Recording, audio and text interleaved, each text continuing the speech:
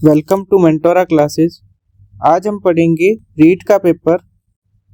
ये पेपर है 25 फरवरी 2023 का। इसमें हमने सबसे पहले ये पेपर कौन सा है, अपर प्राइमरी स्कूल टीचर का पेपर लिया, साइंस और मैथ्स का। इसको सॉल्व करेंगे। ये शिफ्ट सेकंड लेवल का पेपर है और शिफ्ट सेकंड है, सेकंड शिफ्ट का पेपर है। सबसे पहला क्वेश्चन देखते हैं। पहला क्वेश्चन में इन्होंने पूछा कि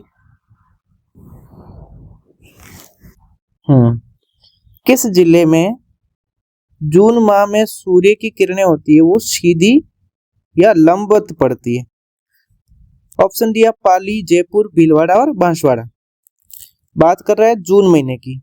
हम सबसे पहले ये देखते हैं कि जून महीने में 21 जून को क्या होता है, सूर्य की किरणें सीधी कहाँ पड़ती है, कर्क रेखा पर। कर्क रेखा पर तो हम ये देखेंगे कि कर्क रेखा जहां जहां पे है वहां पे क्या पड़ेगी, सूर्य की किरणें कैसी होगी, सीधी पड़ेगी। तो कर्क रेखा राजस्थान में कहां से होके गुजरती है, राजस्थान है तो राजस्थान के यहाँ से होके गुजरती है। तो यहाँ पे दो जिले हैं, एक तो डूंगरपुर आएगा और एक ये बांसवाड़ा। तो डूंगरपुर एंड बांसवाड़ा होती है, डूंगरपुर एंड बांसवाड़ा। तो इन दो जिलों से हमारी कर्क रेखा गुजरती है, कर्क रेखा। तो इन दो जिलों पे ही क्या पड़ेगी, जून में सीधी सूर्य की रेखा है, यानी वो कैसी पड़ेगी, सीधी। तो इसलिए ये ऑप्शन में दिया है बांसवाड़ा, तो बांसवाड़ा इसका सही होगा। अगर डूंगरपुर होता तो डूंगरपुर सही होता, और अभी बांसवाड़ा तो बांसवाड़ा। पाली, जयपुर और भीलवाड़ा ये उत्तर दिशा में पड़ जाते हैं, तो इसलिए तो यहाँ तो नहीं होगा, और राजस्थान के दक्षिण से होके गुजरती है। नेक्स्ट क्वेश्चन दूसरा क्वेश्चन इन्होंने दिया कि सुवर्णगिरी दुर्ग, ये सुवर्णगिरी दुर्ग के बारे में क्वेश्चन पूछा कि सुवर्णगिरी दुर्ग है किससे संबंधित है ना, मतलब किस दुर्ग को संदर्भित है। सुवर्णगिरी ये एक दुर्ग है जिसका उपनाम है, मतलब तो वो किस दुर्ग से संबंधित है, तो वो जालोर का दुर्ग है, वहां से संबंधित है। क्योंकि जालोर में इसको बोलते हैं सुवर्णगिरी। ये यहाँ पे एक शासक होते थे, सोनग्रा शासक, सोनग्रा। ये कौन से वंश के शासक थे, सोहान वंश के, तो इसलिए इसका नाम पड़ा सुवर्णगिरी। और दूसरी बात है, यहाँ एक जैसलमेर के अंदर दुर्ग है, ऐसा ही नाम है, बस थोड़ी उसकी मात्रा का है, स्वर्णगिरी। अगर स्वर्णगिरी आता तो हम आंसर लगाते जैसलमेर, लेकिन अभी यहाँ पे पूछा सुवर्णगिरी, तो सुवर्णगिरी कहाँ का है, जैसलमेर, जो जालोर का। जैसलमेर का होता तो सुवर्णगिरी। तो ये था फर्क, इसलिए आंसर इसका आएगा। और ये गागरोन दुर्ग है वो झालावाड़ के अंदर है, झालावाड़, इसको जल दुर्ग भी बोलते हैं, तो इसलिए ये आंसर नहीं आएगा, इसका आंसर आएगा जालोर। ठीक है। तीसरा क्वेश्चन की टाबरों री मौत माथे गायजन वाला लोकगीत कहीजे, यानी टाबरों की मौत पे गाया जाने वाला कौन सा गीत पूछ रहा है ना। तो इसमें ये गीत गाया जाता है, देखो सबसे पहले राती जोगा को देखते हैं। राती जोगा कब गाते हैं हम, राती जोगा गीत गाते हैं देवी देवताओं की पूजा के समय, मतलब है ना, पूजा का गीत है, जो कि इसमें रात्रि जागरण होती है ना, इसके समय गाया जाता है। औड़ू गीत क्यों गाया जाता है, कि ये याद के समय गाया जाता है, किसी की याद में गाया जाता है। और ये छेड़ा गीत है वो, जो कि इसका आंसर आएगा, क्योंकि छेड़ा होता है वो बच्चों की मृत्यु पे गाया जाता है ना, बच्चों की मृत्यु। तो इसलिए इसका आंसर, ये पूछा भी यही है कि बच्चों की मौत पे गीत कौन सा गाया जाता है। इसका आंसर क्या आएगा, डी। नेक्स्ट, निम्नलिखित में से ऊर्जा का गैर परंपरागत स्रोत नहीं है। ये नहीं पूछा है कि गैर परंपरागत स्रोत नहीं है। तो सबसे पहले देखते हैं एक बार गैर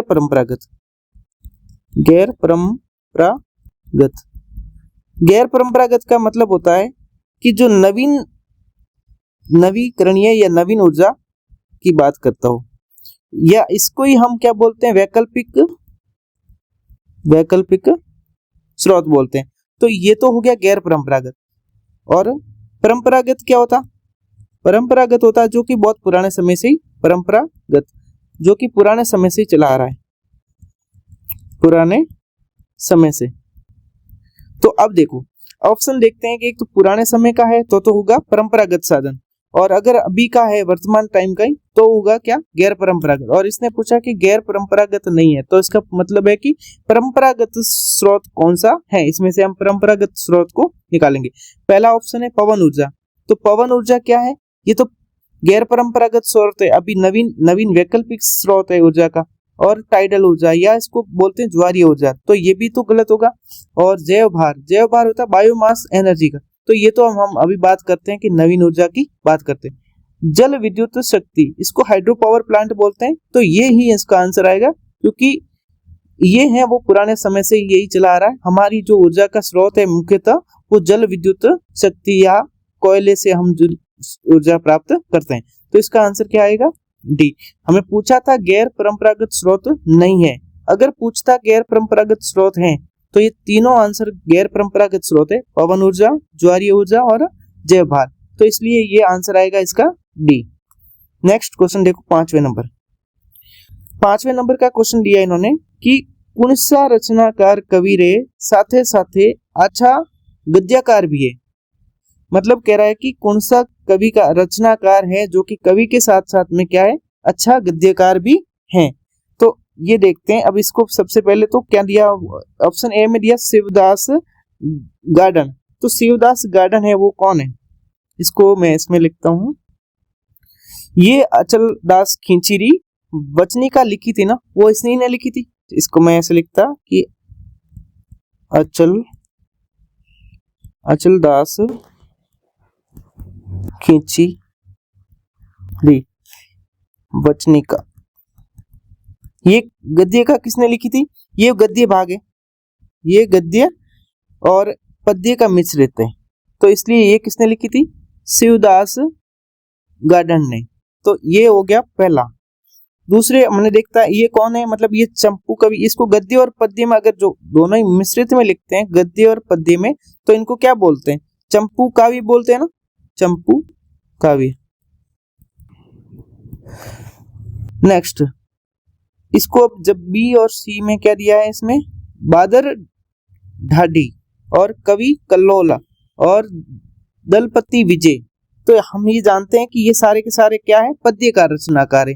ये तीनों जो दिए इन्होंने कैसे हैं, पद्य के, तो इसलिए इसके आंसर ये पद्य वाले नहीं, इन्होंने पूछा था गद्यकार, तो गद्य ये गद्य में लिखी गई है वचनिका, तो ये इसका आंसर क्या आएगा, ए, क्योंकि हमें पूछा ही था कि गद्यकार कौन है, कवि है, कवि के साथ साथ में गद्यकार, तो गद्यकार कौन है, शिवदास गार्डन, तो इसका आंसर आएगा ए। नेक्स्ट क्वेश्चन अपन देखते हैं। नेक्स्ट क्वेश्चन इन्होंने पूछा अर्जुन की साल यानी अर्जुन का वृक्ष प्रमुख रूप से किस जिले में मिलता है, या जिला पूछा है यहाँ पे। सबसे पहले देखते हैं जालौर।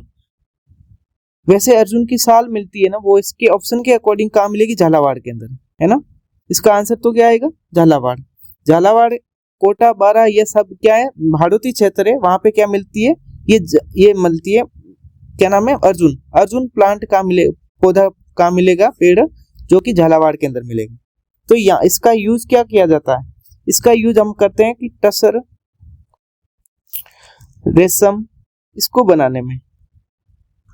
नेक्स्ट देखते हैं, अभी जैसलमेर के अंदर तो हमारे कौन से ड्राई वृक्ष पाए, मतलब वो जो कि शुष्क वनस्पति पाई जाती है, शुष्क वनस्पति, तो ये तो गलत हो गया, जयपुर और जालोर का तो मतलब, तो इसलिए ये आंसर, तो इसका क्या आंसर आएगा, झालावाड़।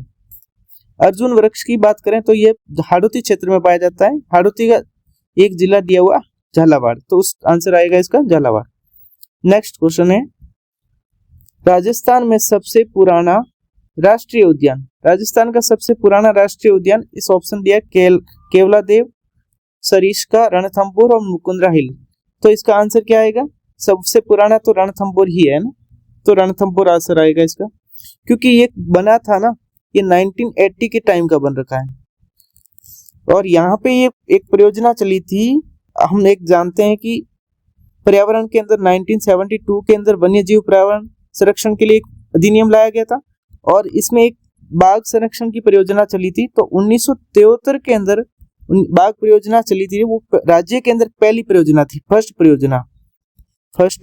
परियोजना बाघ संरक्षण परियोजना। तो इसलिए ये सबसे पहला रणथंभौर उद्यान है जो कि सबसे पुराना राष्ट्रीय उद्यान है।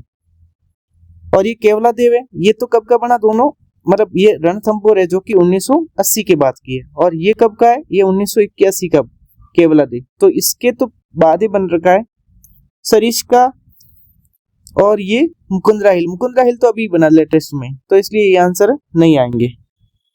तो इसका आंसर क्या आएगा, सी। नेक्स्ट क्वेश्चन देखते हैं। नेक्स्ट क्वेश्चन पूछा बीसल देव रासो में कौन सो रस प्रधान है, मतलब बीसल देव रासो उसके अंदर कौन सा रस है वो प्रधान है।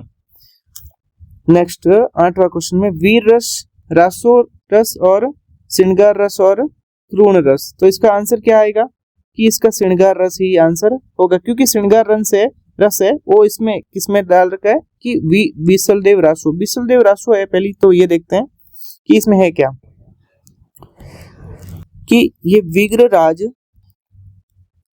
विग्रहराज चतुर्थ, और दूसरे हैं इनकी राजमती का प्रेम, इसमें ये दिखा रखा है। बिसलदेव रासो है, इसमें विग्रहराज चतुर्थ और राजमती का प्रेम दिखा रखा है, तो ये इसका वर्णन कर रखा है। तो ये तो कौन सा श्रृंगार रस है। फिर वीर रस किसमें गाया जाता है, ये तो युद्ध के समय ना, युद्ध का वर्णन अगर करना होता तो वीर रस आता। तो इसका आंसर ये आएगा श्रृंगार रस में, या प्रेम रस जिसको बोलते हैं, तो ये आंसर आ जाएगा इसका सी। 9वां क्वेश्चन देखते हैं। पन्नाधाय ने डैश के जीवन को बचाया, पन्नाधाय ने किसके जीवन को बचाया था, मतलब तो सबसे पहले हम देखते हैं ऑप्शन में दिया राणा सांगा, रावल रतन सिंह और राणा उदय सिंह और राणा जय सिंह। तो इसका आंसर क्या आएगा, ये सबको पता होता है, राणा उदय सिंह। और राणा उदय सिंह ये थे, वो क्या थे, राणा सांगा के क्या थे, पिता। नेक्स्ट क्वेश्चन दिया इन्होंने 10 नंबर। 10वां क्वेश्चन दिया है जयपुर में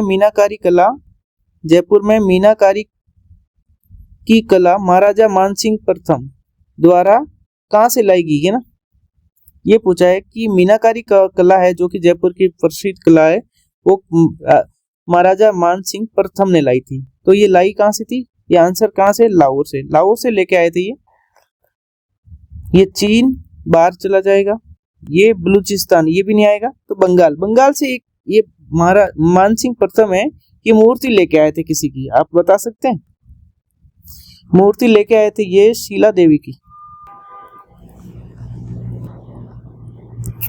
तो इसलिए यहां से तो ये डी आएगा, ये शीला देवी मूर्ति के लिए लाहौर से ये कला लेके आए थे, मीनाकारी कला। यहां से ये 5 लोगों को लेके आए थे, 5 कलाकारों को। तो इसलिए इसका आंसर क्या आएगा, लाहौर। कौन लेके आया था, मानसिंह प्रथम। कहां से, लाहौर से लाई थी।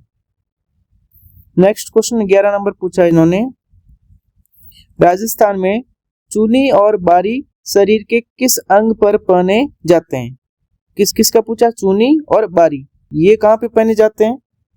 तो इसका आंसर पहला ऑप्शन दिया कान, पांव, नाक और सिर। इसका आंसर क्या आएगा, चूनी और बारी की बात करें तो ये पहनी जाएगी नाक में। कहां पे, नाक में।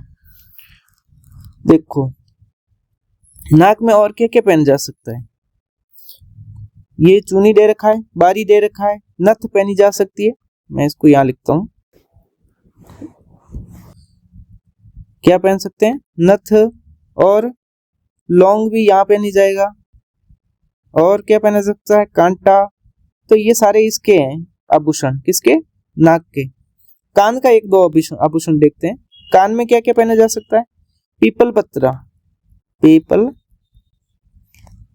पत्र बोलते हैं या पन्ना बोलते कुछ भी, तो इसको एक। दूसरा क्या होता है, एक तो ये हो जाएगा।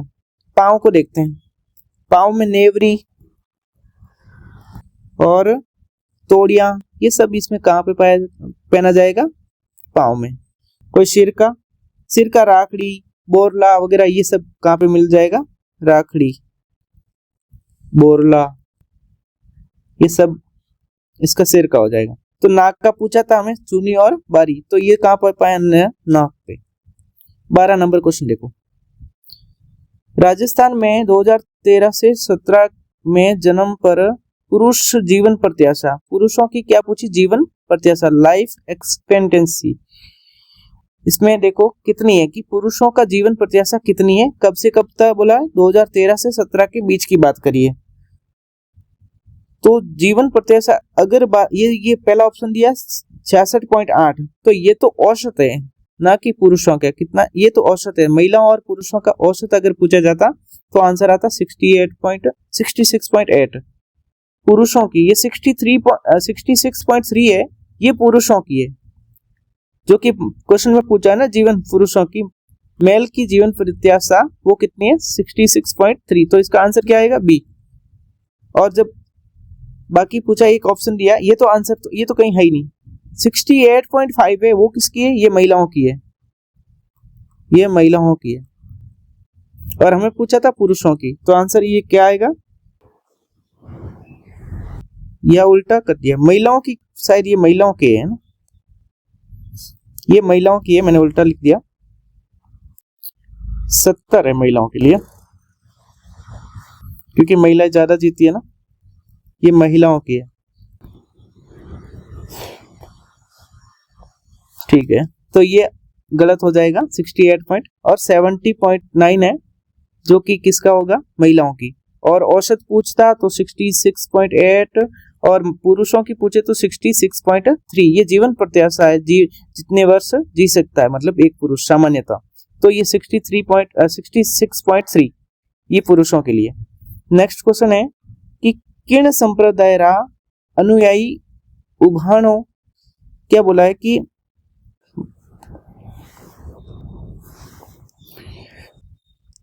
किण संप्रदाय रा अनुयायी उभाने पंगा अंगारा माथे नृत्य कर्या करे।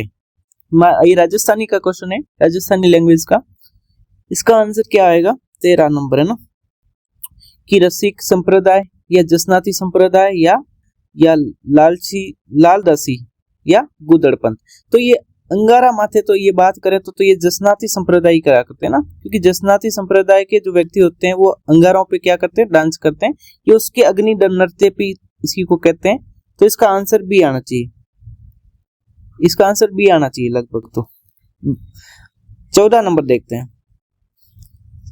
14। वह दुर्ग जिसके चारों ओर खाई होती है वह डैश दुर्ग कहलाता है।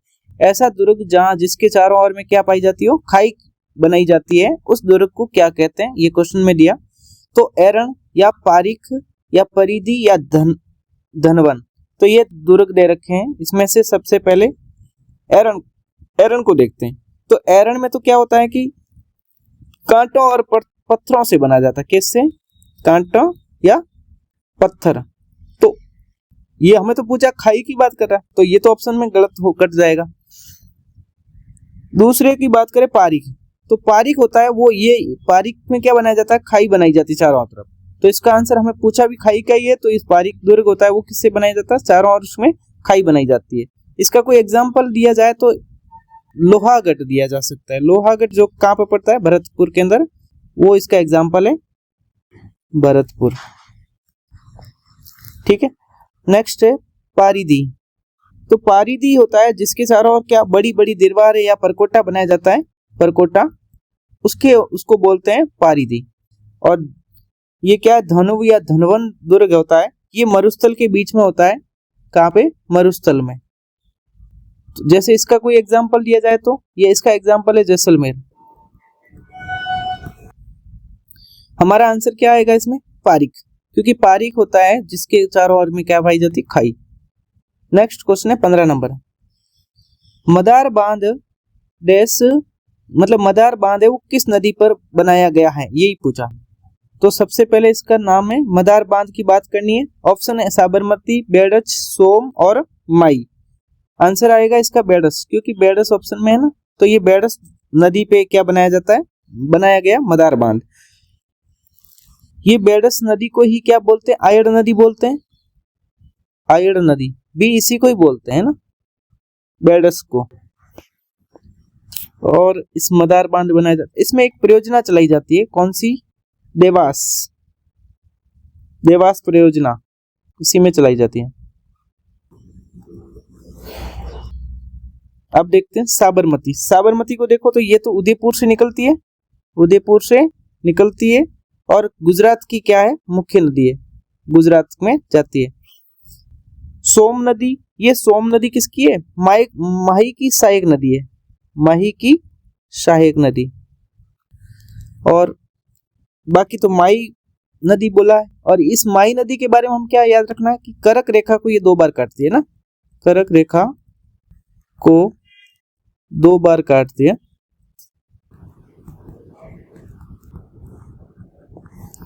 आगे क्वेश्चन देखते हैं कि इसका आंसर क्या आएगा वैसे? बेडस, क्योंकि बेडस नदी पर ही मदार बांध बनाया गया, जो कि बेडस नदी को आयर नदी बोलते हैं। आयर नदी में एक ये परियोजना चल रही है, देवास परियोजना, ये याद रखना।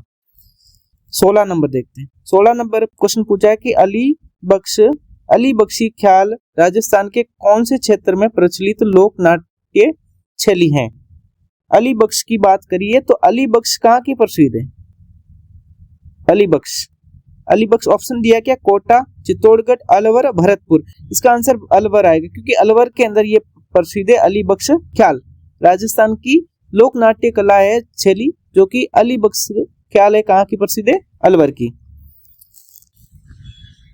और बाकी इसमें क्या क्या, कोटा के लिए क्या बोल सकते हैं अपन? इसके लिए ढोला मारू। चित्तौड़गढ़ के लिए कोई है तो तुर्रा कलंगी।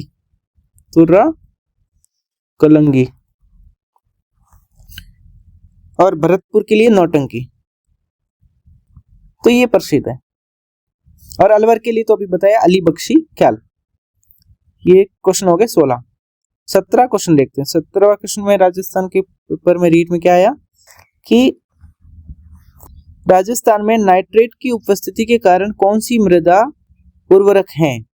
पूछा है कि नाइट्रेट की उपस्थिति के कारण कौन सी मृदा उर्वरक है? सबसे पहला ऑप्शन दिया लाल रेतीली, भूरी रेतीली, लाल पीली और लाल लोमी। तो इस नाइट्रेट की उपस्थिति की बात करें तो कौन सी मृदा होगी? ये भूरी रेतीली है ना, ये ऑप्शन में आंसर में आएगा, क्योंकि भूरी रेतीली होती है, वहां पे क्या होता है? नाइट्रेट की उपस्थिति होती है। उसी के कारण यह क्या होता है? नाइट्रेट की उपस्थिति के कारण मृदा क्या होती है? उर्वरक होती है। और ये पाई जाए कहाँ पे बोल सकते हैं ये भूरी रेतीली मृदा? तो ये नागौर के अंदर, कहाँ पे? नागौर, पाली और शेखावटी एरिया सारा ले लो, शेखावटी। तो यहाँ पे ये मिट्टी कौन सी मिलेगी? भूरी रेतीली। और ये जहाँ पे पूछा लाल रेतीली और ये पीली रेतीली, ये दोनों क्या, इसके अंदर तो नाइट्रेट की कमी होती है, नाइट्रोजन की क्या होती है? कमी, नाइट्रोजन कम होता है। ठीक है। लाल लोमी मिट्टी कहाँ पे मिलेगी? ये होता है डूंगरपुर के अंदर, डूंगरपुर, बांसवाड़ा, यहाँ ये सारे ऑप्शन मिलेंगे। और ये लाल लोमी मिट्टी, इसके लिए एक मक्का होता है, मक्का खेती होती है, वो इसके लिए अच्छी होती है, मक्का के लिए। ये था हमारा क्वेश्चन 17, जो कि राजस्थान में नाइट्रेट की उपस्थिति के कारण मृदा उर्वरक होती है, वो किस में होती है? भूरी रेतीली के अंदर। लाल और पीली हमने दोनों देखा, तो इसमें नाइट्रोजन की कमी होती है, नाइट्रोजन कम होता है, मतलब इसमें नाइट्रोजन की उपस्थिति कम होती है। लाल लोमी मिट्टी वो डूंगरपुर, बांसवाड़ा मिलती है, जिसके मक्का की खेती अच्छी होती है। ये था हमारा 17 नंबर क्वेश्चन। 18 में क्या बोला इन्होंने? 18 में बोला कि 1857 के स्वतंत्रता संग्राम के समय कोटा महाराव की सहायता के लिए किस राज्य ने सैनिक सहायता भेजी थी? कि 1857 के समय स्वतंत्रता संग्राम हुआ था, उसके समय कोटा महाराव थे, उनकी सहायता के लिए किस राज्य ने, मतलब राज्य कौन सा राज्य था जिसने सैनिक सहायता भेजी थी? ये हम बहुत अच्छे से पढ़ते हैं। तो ये इसका आंसर क्या आएगा? करौली, क्योंकि करौली के शासक थे, उन्होंने क्या भेजा था? इनको कोटा के महाराव थे, उनको भेजा, उनको बचाने के लिए। कोटा के महाराव उस समय कौन थे? राम सिंह प्रथम या सेकंड थे? राम सिंह सेकंड थे ना, क्योंकि 1857 की बात कर रहे हैं तो वो वही थे। तो उनको बचाने के लिए करौली के शासक उस टाइम कौन थे? मदन पाल। मदन पाल। तो इन्होंने सहायता भेजी थी, इसलिए आप जानते होंगे तो मदन पाल की 21 तोपों की सलामी घटा के 18 तोपों की सलामी भी कर दिया था। तो ये तो हुआ था करौली की बात, क्योंकि 1857 के संग्राम की कोटा महाराव की सहायता के लिए बचाने के लिए कौन से राज्य ने भेजी थी? करौली ने। फिर आगे बूंदी, झालावाड़, जयपुर, ये कोई इन्होंने प्रत्यक्ष रूप से इसमें कोटा की सहायता तो नहीं करी थी, तो इसलिए ये तो गलत हो जाएंगे। नेक्स्ट क्वेश्चन 19 नंबर देखो, वागड़ी बोली। वागड़ी बोली रो मुख्य खेतर, वागड़ी बोली रो मुख्य खेतर की बात कर रहा है। तो ये वागड़ी बोली कहाँ पे बोली जाती है? ये दक्षिण राजस्थान में बोली जाती है वागड़ी बोली। तो दक्षिणी राजस्थान के कौन से जिले? कोटा, झालावाड़, बार, अजमेर, टोंक, राजसमंद और भीलवाड़ा। ये बार तो आंसर तो क्या आ जाएगा? डूंगरपुर और बांसवाड़ा, क्योंकि ये यहाँ पे बोली जाती है। अब सबसे पहले देखते हैं कोटा और झालावाड़, इसमें किसको बोली जाती है? हाड़ौती, हाड़ौती है ना, हाड़ौती बोली जाती कहाँ पर? कोटा और झालावाड़, या मतलब हाड़ौती क्षेत्र भी तो इसको बोलते हैं ना। अजमेर और टोंक को देखते हैं। अजमेर और टोंक में ये ढूंढाड़ी बोलते हैं, ढूंढाड़ी। और दूसरी कौन सा है? राजसमंद, भीलवाड़ा। राजसमंद, भीलवाड़ा में कौन सी बोली जाती है? मेवाती, आंसर आएगा मेवाती। तो इसका वागड़ी बोली रो मुख्य खेतर कौन सा है? तो डूंगरपुर और बांसवाड़ा, इसका आंसर आएगा सी। नेक्स्ट क्वेश्चन देखते हैं 20 नंबर। बीकानेर क्षेत्र में लड़कियों और अछूतों की शिक्षा हेतु किस संस्था ने पुत्री पाठशाला, किसकी बात करी? पुत्री पाठशाला और कबीर पाठशाला स्थापित करी। कह रहा है कि लड़कियों और अछूतों की शिक्षा के लिए कौन सी संस्था की पुत्री पाठशाला और कबीर पाठशाला, इसकी स्थापना किसने करी थी?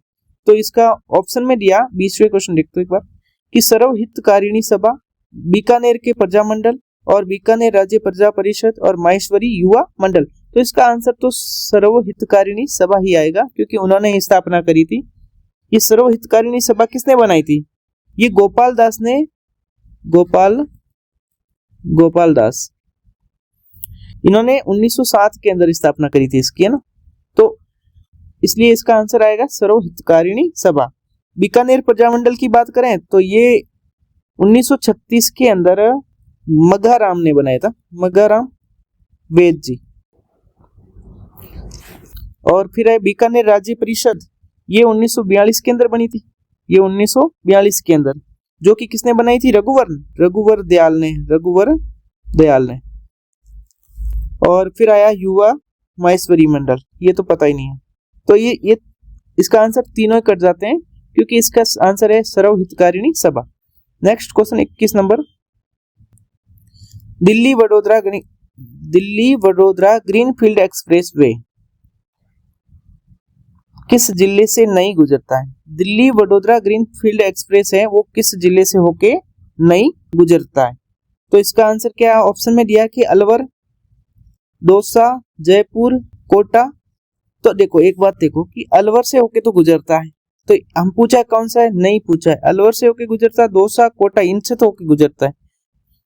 आंसर क्या आएगा भरत? जयपुर, क्योंकि जयपुर से होके गुजरता होगा। नहीं पूछा है ना, तो जयपुर से होके तो नहीं गुजरता, क्योंकि दौसा और कोटा और अलवर इन सबसे तो होके गुजरता है। और कोटा जहां से गुजरता है, यहाँ तो एक ब्रिज एक्सप्रेस वे है ना, ब्रिज भी बना रखा है ना, कोटा ब्रिज, तो वो तो इसी एक्सप्रेस है ना, Delhi Vadodara green field express way पे ही कोटा ब्रिज बना रखा है। तो दौसा, अलवर, कोटा, इन पे तो इनसे होके तो ये एक्सप्रेस वे गुजरता है।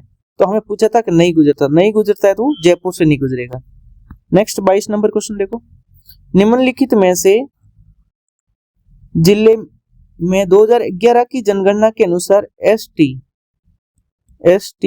की न्यूनतम लिंगानुपात पूछा है कि कहाँ मिलता है? ऑप्शन में क्या दिया कि करौली दिया, जैसलमेर दिया, हनुमानगढ़ और बीकानेर। हमें आंसर देखना है, तो इसको आंसर सबसे ज्यादा ये पूछ रहा है कि न्यूनतम पूछ रहा है। एसटी की न्यूनतम कहाँ होगी? मिनिमम, तो ये तो बीकानेर हो सकता है। आंसर क्या आएगा? बीकानेर आएगा, क्योंकि बीकानेर के अंदर क्या है कि सबसे एक कम एसटी पाए जाते हैं। पूरे राजस्थान में अगर बात करें तो कहां पे मिलेंगे? यहाँ पे तो मतलब जैसे कहा है कि 2011 की जनगणना के अनुसार एसटी का न्यूनतम लिंगानुपात पूछा है, तो बात है बीकानेर की। और अगर बात करें कि एसटी सबसे कम कहाँ मिलेंगे, तो धौलपुर में मिलेंगे। सबसे कम एसटी, अगर एसटी कम्युनिटी की कमी की बात करें तो वो कहाँ पे मिलेंगे, धौलपुर के अंदर। तो इसका आंसर डायरेक्ट डी आएगा। नेक्स्ट क्वेश्चन पे देखते हैं 23rd में पूछा, निम्न में से किस समारोह का संबंध प्रेम विवाह से है। ये जो समारोह दे रखे हैं नीचे 4 ऑप्शन, जिसमें से प्रेम विवाह से कौन सा है। गोद लेना, जडूला, पनघट पूजा और टीका। तो इसका आंसर क्या आएगा, टीका, क्योंकि टीका है, लगन है, ये सारा क्या है, सगाई की बात है, उस टाइम की बात है टीका। तो इसका आंसर क्या आएगा, प्रेम विवाह से ही है, क्योंकि विवाह का मतलब विवाह के संबंधित है लगन करना या सगाई करना। तो इसका आंसर आएगा डी। आगे देखो, गोद लेना या गोद लेने की बात करें तो क्या होगा, ये दत्तक पुत्र होता है, दत्तक पुत्र उसको बोलते हैं। जडूला, जडूला होता है कि जब बच्चे का जन्म हो रखा है, जन्म के बाद में, बच्चे के जन्म के बाद में क्या करवाना, मुंडन। तो उस समय की ये बात होती है, मुंडन करते हैं बच्चे का पहली बार, तब वो जडूला समारोह किया जाता है, उसको बोलते हैं। पनघट पूजा क्या होता है, पनघट पूजा, इसको यही जलवा पूजा भी बोलते हैं ना, बच्चे के जन्म की बात की होती है तो उसको पनघट पूजा बोलते हैं। इसको कभी कभी कुआ पूजन भी बोलते हैं कहीं पे। तो ये हो गया, इसका आंसर क्या आएगा, टीका। टीका उसको बोलते हैं जहाँ विवाह की मतलब ये सगाई के संबंधित होता है, उसकी बात है, तो टीका इसका आंसर आएगा। नेक्स्ट क्वेश्चन 24 पे देखते हैं, पुंसी या पौंछ आभूषण कहाँ पे पहना जाता है। कौन सा, पुंसी आभूषण कहाँ पर पहना जाता है। ऑप्शन देखते हैं इसका, क्या दिया, गर्दन, नाक, पैर और कलाई, ये ऑप्शन दिया। तो इसका आंसर क्या आएगा कि पुंसी कहाँ पे पहनी जाती है या पौंछ आभूषण कहाँ पे पहना जाएगा, ये कलाई के अंदर पहना जाता है, ना कि गर्दन, नाक, पैर इनमें नहीं पहन के कहाँ पहना जाता है, कलाई के अंदर। क्या, पुंसी आभूषण। तो इसका आंसर आ जाएगा कलाई। गर्दन का कोई आभूषण देखते हैं, तो गर्दन के आभूषणों में हंसली या तिमणिया ये सब गर्दन के अंदर पहने जाते हैं। नाक का कोई आभूषण, चुनी, बारी, नाथ हमने पीछे पढ़ के आए। पैर का देखते हैं, नेवरी, कड़ा वगैरह सब, ये पायल वगैरह सब इसमें पैर में पाया जाएगा। कलाई का हमने देखा पुंसी या पौंछ आभूषण। कलाई का एक और आभूषण देखते हैं, एक दो, जैसे कि क्या पहन सकते हैं यहाँ पे कलाई में, गजरा और क्या पहन सकते हैं, गोखरू, और यही आभूषण कहाँ पे पहने जाएंगे, कलाई के अंदर। नेक्स्ट क्वेश्चन है 25 नंबर। 25 में पूछा, राजस्थान में किस स्थान पर प्रति वर्ष 12 सितंबर को वृक्ष महोत्सव मनाया जाता है। तो वृक्ष महोत्सव की बात करें तो राजस्थान में कहाँ मनाया जाता है, खेजड़ली में। इसका तो आंसर सिंपल था। यह खेजड़ली में क्यों मनाया जाता है, देखो 12 सितंबर को क्या हुआ था कि जोधपुर में ये पड़ता खेजड़ली, जोधपुर के पास में गांव है खेजड़ली। इसके यहाँ पे अमृता देवी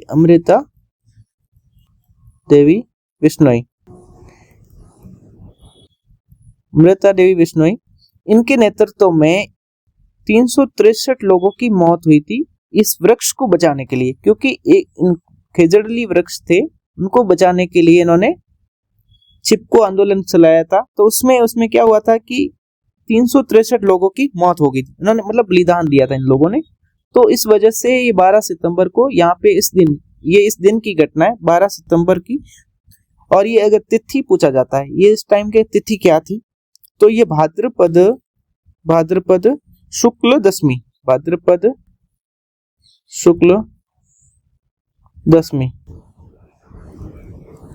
ये पूछा जाता है। तो ये कहाँ पे मनाया जाता है, मतलब महोत्सव, वृक्ष महोत्सव खेजड़ली के अंदर, जो कि जोधपुर के पास में गांव है वहां पे। नेक्स्ट है 26 में इन्होंने पूछा, निम्न में से कौन सा राजा प्रसादाचित्र प्लेस के नाम से भी जाना जाता है। राजा प्रसादाचित्र प्लेस किसके नाम से जाना जाता है, किसको जाना जाता है? तो ये तो उम्मेद भवन के नाम से जाना, उम्मेद भवन को है ना, इसका आंसर आएगा उम्मेद भवन प्लेस जोधपुर, इसको इस जाना जाता है राजा प्रसादाचित्र प्लेस। तो ये आंसर तो इसका डायरेक्ट ए ही आएगा। ऐसा क्यों कहते हैं इसको प्लेस, चित्र प्लेस? क्योंकि इसका जो रंग है ना वो चित्र पत्थर जैसा बन रखा है, चित्र पत्थर, इसलिए इसको ऐसा बोलते हैं राजा प्रसादाचित्र प्लेस। नेक्स्ट क्वेश्चन देखते हैं 27। निम्न में से कौन सा एक कालीबंगा सभ्यता से संबंधित नहीं है? कालीबंगा सभ्यता है उससे संबंधित नहीं है, ये पूछ रहा है।